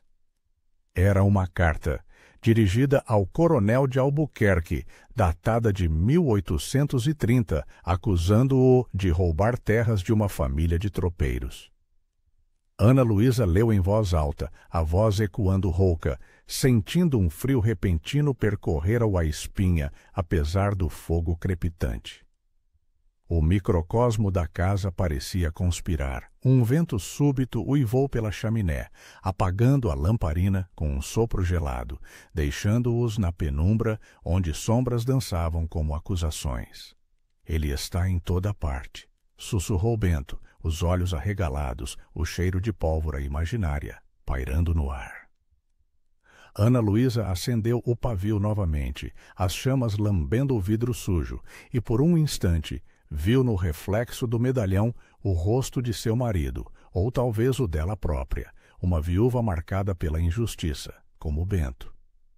Eles passaram a tarde assim, catalogando as ruínas, consertando uma janela com tábuas improvisadas, o martelo batendo ecoante como um sino de igreja distante, cozinhando um ensopado ralo de feijão e mandioca, o vapor aromático enchendo o ar com um conforto ilusório.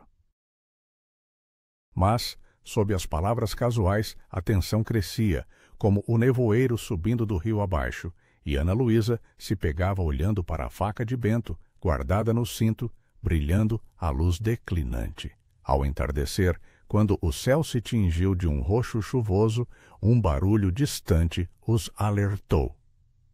Cascos de cavalo na trilha do morro, ecoando como trovões abafados. Bento se encolheu contra a parede, o rosto pálido como geada fresca, e Ana Luísa sentiu o pânico subir como bile. — São os homens dele? Perguntou ela, a voz um sussurro urgente, o coração disparado contra as costelas. Ele balançou a cabeça, mas os olhos traíam o medo, e juntos eles espiaram pela fresta da porta, o ar frio da noite mordendo a pele exposta.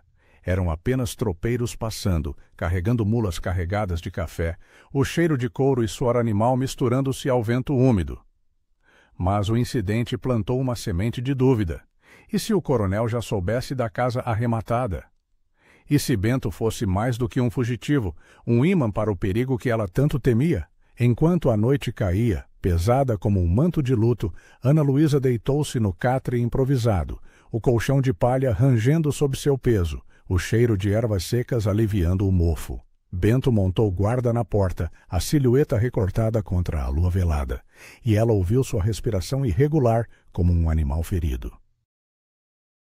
Sonhos a assaltaram, visões de chamas lambendo a cabana do marido, o riso cruel do coronel ecoando nas ruínas, e Bento estendendo o medalhão como uma oferta de salvação ou danação.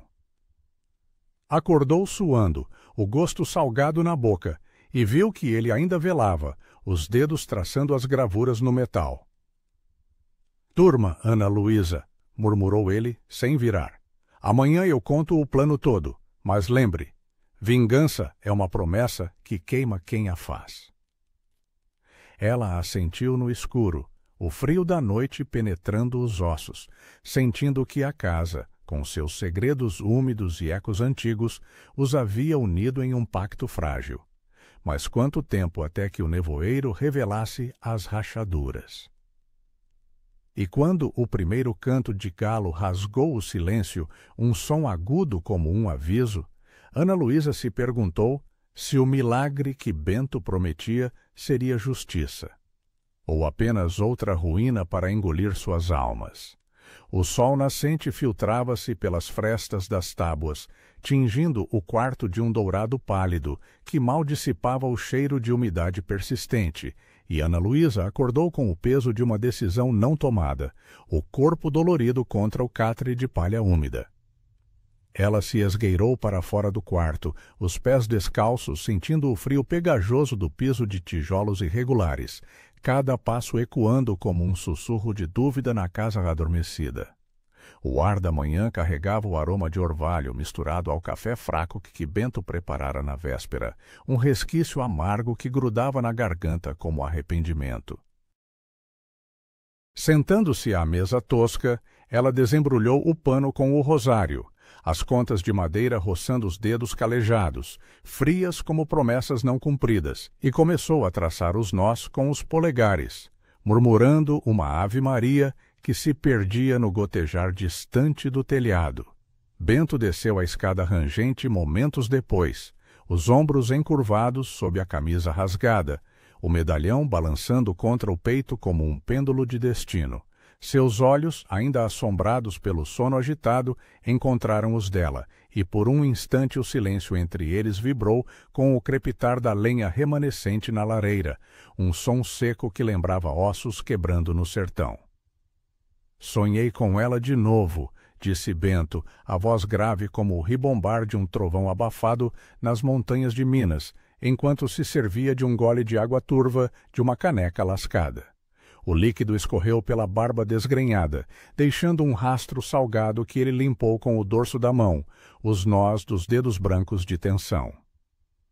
Ana Luísa observou, sentindo o calor residual da lareira aquecer as coxas sob o vestido de chita, mas o frio interno persistia, como a geada que cobria os cafezais lá embaixo no vale. Sonhos não trazem justiça, respondeu ela, o tom firme apesar do tremor na voz, estendendo-lhe uma fatia de pão endurecido que partira ao meio. Ele pegou o pedaço, os dentes rangendo contra a crosta áspera, e mastigou devagar, o som ritmado preenchendo o vazio entre as palavras não ditas. Mas eles me lembram porque, contrapôs Bento, os olhos fixos no medalhão, traçando com o polegar a gravura desgastada de São Bento, o metal opaco refletindo a luz fraca como um espelho rachado. Eles comeram em silêncio, o ar denso com o cheiro de terra úmida infiltrando-se pelas paredes de taipa, e Ana Luísa sentiu o peso da casa pressionando seus ombros. Não só as vigas apodrecidas, mas os ecos de vidas partidas, como os tropeiros que outrora pernoitavam ali, deixando marcas de botas na poeira acumulada. "Conte-me o plano todo", pediu ela por fim, empurrando o rosário para o lado, as contas tilintando suavemente contra a madeira da mesa, um som delicado que contrastava com a aspereza do momento. Bento hesitou, o peito arfando como se carregasse o fardo de uma fazenda inteira, e então se inclinou para a frente, o hálito quente de mingau ralo roçando o rosto dela. "O coronel Ramiro vem à missa em Congonhas no domingo próximo, com sua comitiva de capatazes armados. Eu sei o caminho que ele toma pela estrada de lavras, estreita e cercada de mato alto. Uma emboscada ali, com a espingarda que escondi no porão, um tiro certeiro na cela, e justiça cai como geada sobre os campos dele." Ana Luísa recuou na cadeira improvisada, o encosto de corda rangendo contra as costas, sentindo o suor frio brotar na nuca, apesar do ar matinal fresco. O plano saía da boca dele como veneno doce, cada palavra carregada do cheiro de pólvora imaginária e sangue fresco, misturando-se ao aroma de ervas secas que pendiam do teto. "E depois, os vigias vão caçar você até o fim do sertão, e eu perco esta casa. Meus filhos viram órfãos de novo", rebateu ela, a voz subindo como o vento no brejo, os punhos cerrados sobre a mesa, unhas cravando na madeira áspera. Bento baixou os olhos, o medalhão balançando com o movimento, e tocou-o novamente, como se buscasse força na relíquia. "Não peço que atire, senhora, só que me cubra, finja que sou um peão contratado para concertos. Em troca, ajudo com as ruínas e, quem sabe, revelo segredos do baú, que podem dar-lhe terras próprias, longe do jugo dele." O ar entre eles engrossou, o gotejar do teto agora como um relógio inexorável, e Ana Luísa sentiu o gosto amargo de dúvida na língua, misturado ao resquício do pão seco. Enquanto o dia se desenrolava sob um céu que ameaçava chuva, eles saíram para o pátio exterior, o solo lamacento grudando as alpargatas dela como correntes de desespero, e o cheiro de folhas apodrecidas subindo do chão úmido. Bento pegou um machado enferrujado do celeiro em ruínas, a lâmina reluzindo opaca à luz difusa, e começou a cortar galhos caídos das trepadeiras que sufocavam a fachada, cada golpe ecoando como um martelo contra o coração dela, ritmado, violento, libertador. Ana Luísa juntou as lascas de madeira, as mãos ardendo com os cantos afiados, sentindo o calor do esforço subir as bochechas, contrastando com o vento frio que sussurrava promessas falsas pelas copas das árvores. "Por que eu?" perguntou ela durante uma pausa, limpando o suor da testa com a manga puída, o tecido colando a pele salgada. "Porque você me encontrou, Ana Luísa, e nos olhos seus vejo o mesmo fogo que queimou minha alma, o de uma viúva que sabe o preço da injustiça nas fazendas de Minas." Ele parou, o machado pendendo ao lado do corpo, e por um momento o silêncio foi quebrado apenas pelo canto distante de um sabiá, melódico e inocente, como uma criança alheia ao mal. Mas a intriga crescia como o nevoeiro do vale. Enquanto empilhavam a lenha, Bento apontou para uma marca na parede externa, uma cruz entalhada toscamente na taipa, coberta de musgo úmido que exalava um odor terroso e antigo. Bandeirantes deixaram isso, para marcar tesouros ou maldições, explicou, traçando a linha com o dedo sujo, a pele áspera roçando a superfície fria. Ana Luísa se aproximou, sentindo um arrepio percorrer a espinha, o toque do musgo pegajoso como um segredo vivo. e lembrou-se de histórias da tia sobre relíquias que traziam salvação ou danação aos que as desenterravam. Dentro da casa, eles vasculharam o porão sombrio, descendo por degraus escorregadios que rangiam como queixas de almas penadas. O ar lá embaixo denso com cheiro de terra revirada e metal oxidado. A espingarda de Bento estava ali, embrulhada em trapos mofados, o cano frio ao toque dela, quando o estendeu para inspecionar, o peso surpreendente como uma promessa de violência. É de caça. Mentiu ele baixinho, mas os olhos traíam a verdade, e Ana Luísa sentiu o metal gelar sua palma, ecoando o frio do rosário, que deixara na mesa lá em cima. A tarde trouxe uma trégua falsa. Nuvens se abriram brevemente, derramando uma luz dourada que aquecia a pele exposta, e eles cozinharam um cozido de mandioca e feijão no fogão de barro, o vapor aromático enchendo a cozinha com um conforto ilusório, o chiado da panela misturando-se ao borbulhar do caldo. Sentados à mesa, comiam devagar, os talheres improvisados de madeira raspando os pratos lascados, e Bento contou mais fragmentos de sua dor. A noite do incêndio, o crepitar das chamas devorando a cabana de pau a pique, o grito da esposa cortado pelo silêncio cruel, o cheiro de fumaça impregnando suas roupas por semanas. Ana Luísa ouvia, o estômago apertado apesar da fome saciada, sentindo lágrimas quentes brotarem nos cantos dos olhos, salgadas como o suor do trabalho. Meu homem morreu devagar, confidenciou ela, a voz rouca como folhas secas no vento, trabalhando sob o sol seco das terras do Ramiro, sem réis a mais por sua lealdade. Eu rezo pela justiça, mas não pela vingança que mata a alma. Bento assentiu, o medalhão tilintando contra o peito ao se mover, e por um instante suas mãos se tocaram sobre a mesa, um toque breve, áspero, carregado de uma eletricidade mútua, como faíscas antes da tempestade. Quando o sol se pôs, tingindo o morro de um vermelho sangrento que se infiltrava pelas janelas quebradas, um som novo os alertou. O relincho de um cavalo solitário na trilha, seguido de passos pesados na lama. Bento se ergueu num salto, derrubando a cadeira com um estrondo que ecoou como um tiro, e Ana Luísa sentiu o coração disparar, o gosto de pavor na boca seca. Ele sacou a faca do cinto, a lâmina brilhando à luz crepuscular, e espiou pela fresta da porta, o corpo tenso como uma corda de arco. Um mensageiro, sussurrou, relaxando ligeiramente, mas os olhos ainda flamejavam com suspeita. O homem lá fora, um peão magro, com chapéu puído, gritou da porteira: "Senhora da Casa Nova, o escrivão manda aviso. O coronel Ramiro soube da arrematação. Ele quer ver os papéis amanhã, na fazenda dele, ou manda os capatazes para limpar o morro." O ar gelou, o cheiro de chuva iminente misturando-se ao suor de medo, e Ana Luísa apertou o rosário contra o peito, as contas cravando na carne como lembretes de escolhas irrevogáveis. Enquanto o mensageiro partia, galopando na escuridão crescente, Bento virou-se para ela, o rosto sombreado pela lamparina recém-acesa, a chama dançando como um demônio convidado. "É o começo, Ana Luísa. Ele fareja fraqueza como um cão no sertão. Junte-se a mim ou fuja agora." Ela hesitou na penumbra, o calor da lareira contrastando com o frio da ameaça, sentindo que o pacto se tecia invisível entre eles. Mas, e se a aliança fosse o veneno que curava, ou o fogo que consumia tudo?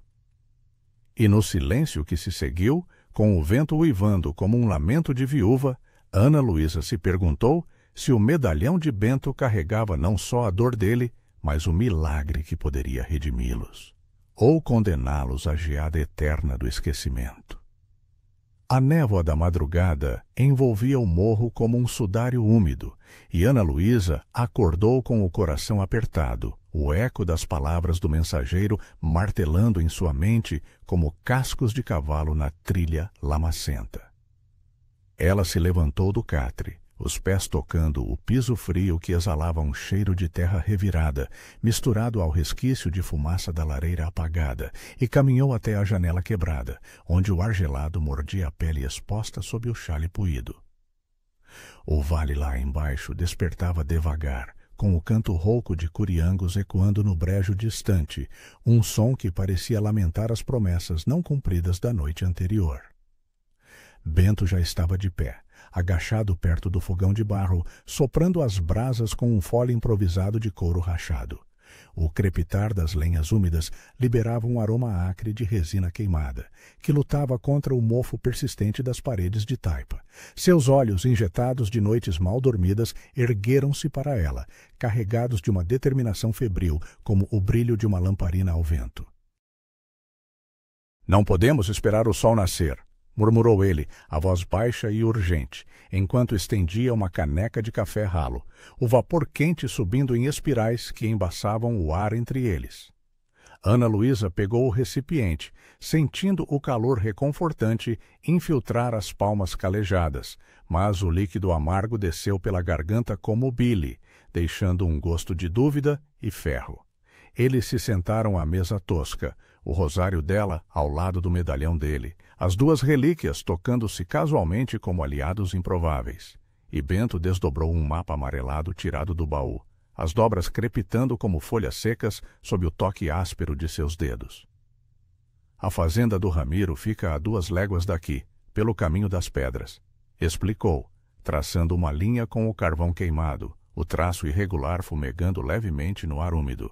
"Os capatazes patrulham o perímetro ao amanhecer, mas há uma brecha no riacho seco, onde o mato alto esconde pegadas. Eu vou sozinho, mas você.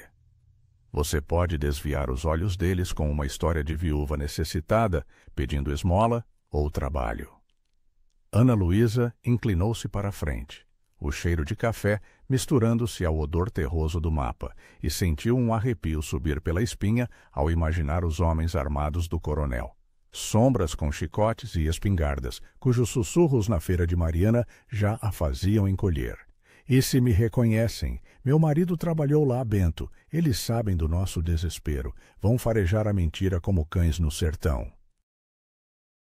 Ele assentiu, o medalhão balançando contra o peito ossudo, tilintando suavemente como um sino de alerta, e por um instante o silêncio foi rompido apenas pelo gotejar do telhado, ritmado como o pulsar de um coração acuado. O plano se tecia em fragmentos sussurrados, cada palavra carregada do peso de uma promessa perigosa.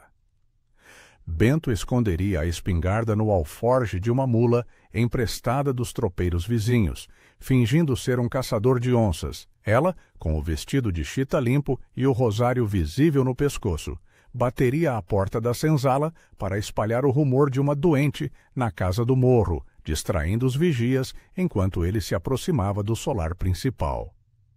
"É vingança, mas também justiça", insistiu Bento, os olhos flamejando à luz da lamparina que acendera, a chama dançando sombras alongadas nas paredes rachadas. Ana Luísa tocou o rosário, as contas de madeira roçando a pele como lembretes de orações interrompidas, e sentiu o calor da lareira residual aquecer as pernas, contrastando com o frio da resolução que crescia em seu peito.